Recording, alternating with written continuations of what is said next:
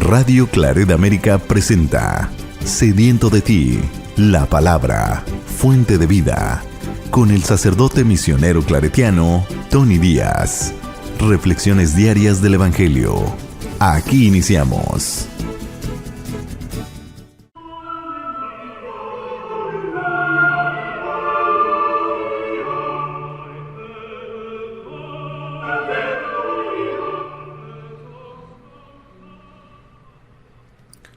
Bienvenidos hermanos a nuestras reflexiones del Evangelio del día. Hoy es miércoles de la 28ª semana del tiempo ordinario. Miércoles de la 28ª semana del tiempo ordinario. Hoy celebramos la fiesta de San Lucas Evangelista. El Evangelio de hoy viene de Lucas capítulo 10, versículos 1 al 9. En aquel tiempo Jesús designó a otros 72 discípulos y los mandó por delante de dos en dos a todos los pueblos y lugares a donde pensaba ir, y les dijo: La cosecha es mucha y los trabajadores pocos. Rueguen, por lo tanto, al dueño de la mies que envíe trabajadores a sus campos. Pónganse en camino, yo los envío como corderos en medio de lobos. No lleven ni dinero, ni morral, ni sandalias, y no se detengan a saludar a nadie por el camino. Cuando entren en una casa, digan: que la paz reine en esta casa. Si allí hay gente amante de la paz, el deseo de paz de ustedes se cumplirá. Si no, no se cumplirá. Quédense en esa casa, coman y beban de lo que tengan, porque el trabajador tiene derecho a su salario. No anden de casa en casa. En cualquier ciudad donde entren y los reciban, coman lo que les den. Curen a los enfermos que haya y díganles: ya se acerca a ustedes el reino de Dios. Palabra del Señor. Muy bien, damos comienzo a nuestra reflexión. Como mencioné al principio, hoy celebramos la fiesta de San Lucas Evangelista. De San Lucas conocemos muy poco, solo lo que encontramos en el Nuevo Testamento y algunos documentos que datan más o menos del siglo II. Y lo que sabemos por medio del Nuevo Testamento, por ejemplo, los encontramos en las cartas de San Pablo. En la carta de San Pablo a Filemón, nos cuenta de que Lucas es su colaborador, su compañero de misión. También en la segunda carta a Timoteo,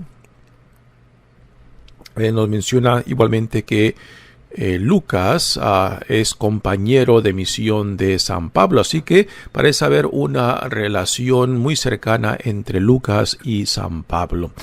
También en la carta a los Colosenses se nos dice de que se dice de Lucas, nuestro querido médico, y aquí se manifiesta lo que la tradición dice acerca de Lucas, de que quizás fue un médico, de que esa fue su profesión antes de que Cristo lo llamara. En los Hechos de los Apóstoles, en varias veces, el autor, que se sabe de que es Lucas, porque Lucas escribió su evangelio y después los Hechos de los Apóstoles. Esto lo sabemos por la misma introducción que el evangelio, como los Hechos de los Apóstoles tienen, y la dedicatoria que hace a un tal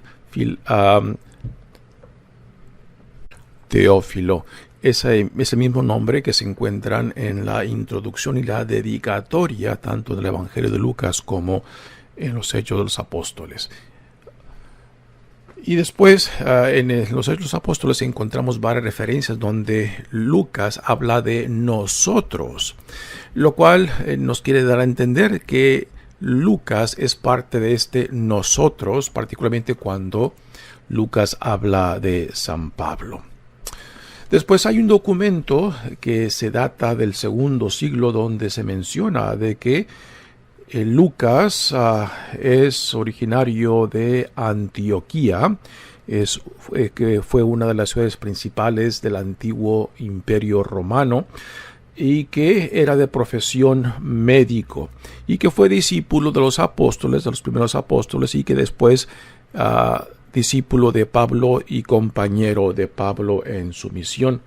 Así que hay muchas leyendas en torno a Lucas. Por ejemplo, una de esas leyendas nos dice de que quizás Lucas fue uno de los 72 discípulos que Jesús envía por delante de él a los pueblos que él intenta visitar, que es el Evangelio de hoy, ¿no? Porque esta es una escena que solamente se encuentra en el Evangelio de Lucas. Bueno, es algo que por leyenda se dice, porque no hay nada que conste que Lucas fue uno de estos 72.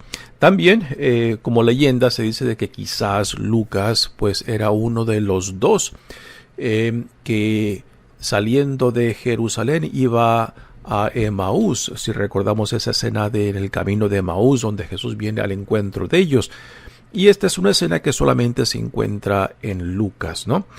Bueno, esto es algo que no se puede constatar históricamente, pero que se dice acerca de él porque son escenas que se incluyen en el Evangelio de Lucas solamente. Y después tenemos una cita muy interesante en la carta a los Colosenses, capítulo 4, donde se habla de nuestro querido médico, donde el nombre de Lucas no se incluye con el grupo de los judíos que Pablo menciona en esa carta, sino que lo incluye entre los no judíos, lo cual es algo muy interesante y que nos quiere decir que quizás, muy probablemente, Lucas era pagano, o sea, de que no era judío, lo cual nos da a entender algo muy, muy interesante, que Lucas, autor del Evangelio de Lucas y los Hechos de los Apóstoles, es muy probable el único autor dentro del Nuevo Testamento que nos deja estos escritos siendo él no judío, o sea, pagano, antes de que fuera llamado por Jesús. Un detalle muy interesante y quizás en cierta manera justifique el por qué Lucas tiene una visión más universal de Jesús, que por ejemplo cuando lo comparamos con el Jesús de Mateo. El Jesús del Evangelio de Mateo es un Jesús muy judío, porque el autor es judío y lo pone dentro del contexto de una comunidad judío-cristiana. El Jesús de Lucas tiene una visión mucho más universal, ¿no? O sea, sí es judío, pero no se limita simplemente a la identidad judía, ¿no? Y quizás también por esto Lucas en su evangelio tiene también unos detalles únicos y singulares. Por ejemplo, en Lucas tenemos dos de las parábolas más memorables del Nuevo Testamento, la del buen samaritano y de la del hijo pródigo, ¿no? También tenemos esta sensibilidad de Lucas hacia la mujer, no algo que dentro de la comunidad judía simplemente no se veía, pero que fuera de la comunidad judía, pues, particularmente dentro del Imperio Romano, la mujer tenía muchos más derechos y mucha más presencia, ¿no? Así que Lucas tiene estos detalles, ¿no? Por ejemplo, en muchas de las parábolas que encontramos en Lucas, siempre hay este equilibrio entre el personaje que si es hombre en una parábola, la parábola que le sigue o la anterior, el personaje central de esa parábola es una mujer, ¿no? También Lucas tiene a María, a María Magdalena, a Isabel, la esposa de Zacarías, madre de Juan el Bautista, en lugares muy, muy predominantes en su evangelio. Así que la presencia de la mujer, la dignidad de la mujer brilla mucho más en el evangelio de Lucas que en el resto de los evangelios, ¿no?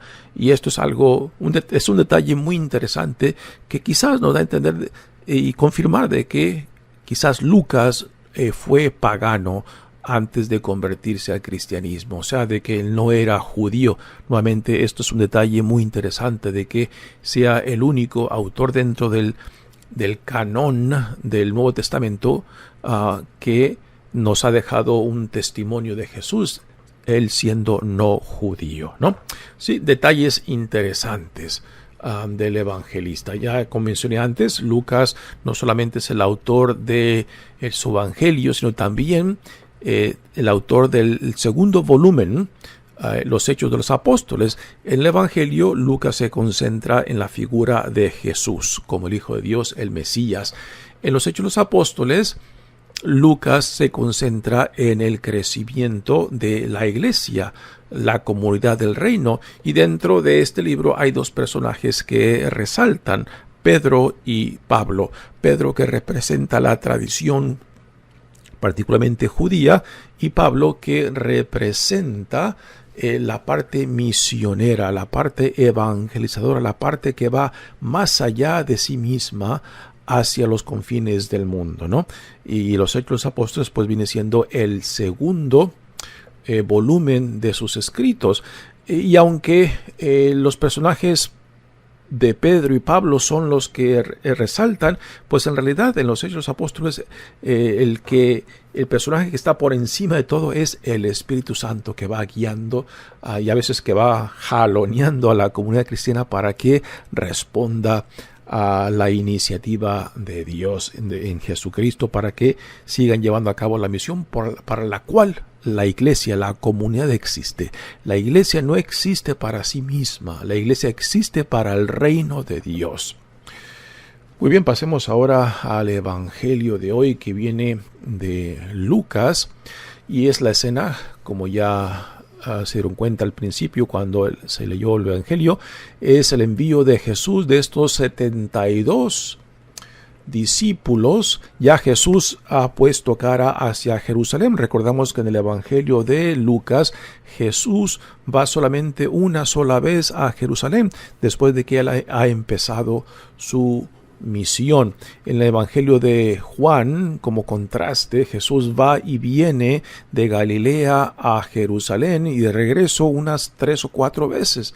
En el evangelio de Lucas, según el enfoque de Lucas, Jesús va solamente una vez a Jerusalén para cumplir su misión, ¿no? Y ya Jesús ha plantado cara en dirección a Jerusalén, y ahora manda por enfrente de él a 72 discípulos, que los manda en dos para que vayan visitando, para que vayan preparando la llegada a los pueblos que Jesús intenta visitar en su trayectoria hacia Jerusalén.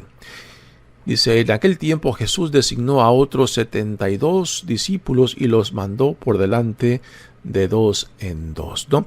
Eso es algo muy interesante, 2 en 2 como acompañamiento, porque la misión de Dios nunca es algo personal. Aquellos que son enviados siempre van representando a quien los ha enviado, y el hecho de que los mande 2 en 2 nos deja la impresión de que es una comunidad que representa a Cristo y no simplemente individuos, ¿no? Después le dice Jesús, la cosecha es mucha y los trabajadores pocos. Rueguen por tanto al dueño de la mies que envíe trabajadores a sus campos. Una pregunta que para mí resalta es la siguiente, ¿no? ¿Por qué Dios necesita de nosotros, no? Bueno, es una pregunta yo creo muy básica, muy lógica, bueno, porque que la podemos conectar con el por qué Dios se hizo uno con nosotros. ¿Por qué Dios se hace uno con nosotros? ¿Por qué Dios toma nuestra humanidad? Porque solamente en nuestra humanidad lo podemos en cierta manera reconocer, nos podemos identificar, ¿no? Y Él que se identifica con nosotros para que nosotros nos identifiquemos con Él. ¿Y por qué Jesús necesita de otros? ¿Por qué Dios en Jesucristo necesita de otros? Empezando por sus discípulos y por estos otros 72 y todos los que hemos respondido al llamado de Dios, no solamente curas y monjas, toda persona bautizada que ha escuchado el llamado para que seamos testigos en el mundo donde Dios nos ha puesto para producir frutos del reino y para dar un testimonio de que hay un Dios entre nosotros, ¿no? Y por eso Jesús Dios mismo tiene necesidad porque el testimonio humano hacia otros humanos es el testimonio más claro y evidente de que hay un Dios entre nosotros, ¿no? Y pues aquí Jesús les da las mismas indicaciones que le dio a los primeros 12 discípulos, a sus apóstoles, ¿no? Que no lleven nada y que se confíen totalmente en aquel que los ha enviado. ¿Y por qué? Aquel que los ha enviado entonces es quien proveerá, ¿no? Y que la comunidad donde lleguen, que los reciban y que no anden buscando mejores lugares, que se conformen con lo que les ofrezca, el sentido de hospitalidad que en aquel entonces era algo sagrado. Hoy en día hemos perdido mucho de esto, ¿no? Y que vayan y preparen la llegada de Jesús, en cierta manera, ¿no? Sanando a los enfermos y diciéndoles el reino ya se acerca a ustedes, ¿no? Porque Cristo vendrá. Así que el reino es la presencia misma de Jesús, cuando Dios en Jesucristo ha llegado a nosotros. Mi nombre es Padre Tony Díaz, misionero claretiano. Que Dios los bendiga. Radio Claret América presentó Sediento de ti, la palabra. Fuente de vida. Sus comentarios son importantes. Contáctenos en radioclaretamerica@gmail.com.